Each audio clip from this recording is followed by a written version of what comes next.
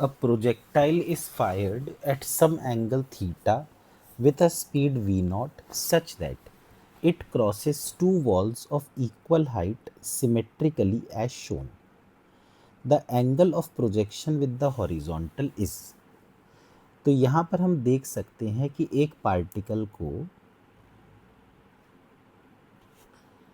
किसी velocity u से फेंका गया है थीटा एंगल पर, और ये इस तरह से दो वॉल्स को क्रॉस कर गई है। एक वॉल को इसने t इज इक्वल टू 2 पर क्रॉस किया है और दूसरी वॉल को t इज इक्वल टू 6 पर क्रॉस किया है। इसका मतलब हम ये समझ सकते हैं कि इस पॉइंट से लेकर इस पॉइंट तक जाने में इसको 2 सेकंड लगे हैं, तो इस पॉइंट से लेकर इस पॉइंट तक जाने में भी इसको 2 सेकंड लगेंगे। यानी अगर t इज इक्वल टू 6 पर ये यहाँ पर है तो ज़रूर t इज इक्वल टू 8 पर ये यहाँ पर होगी।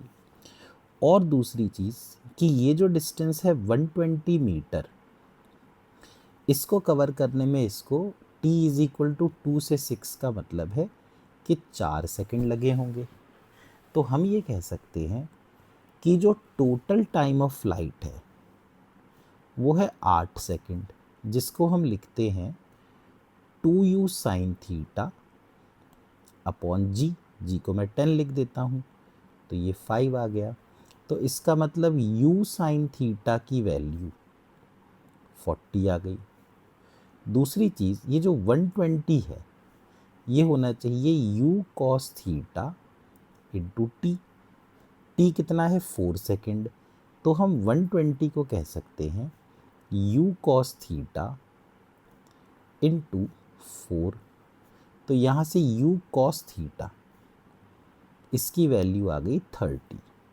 तो आप देख सकते हैं कि u साइन थीटा 40 आ रहा है, u कॉस थीटा 30 आ रहा है, मतलब कि हॉरिजॉन्टल वेलोसिटी 30 है और वर्टिकल वेलोसिटी 40 है।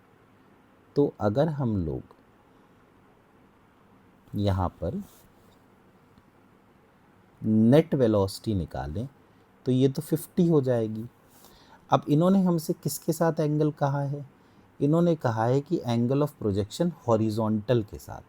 तो हॉरिजॉन्टल के साथ यदि एंगल थीटा है तो हम लिख सकते हैं tan theta is equal to 40 upon 30 यानी 4 अपॉन 3।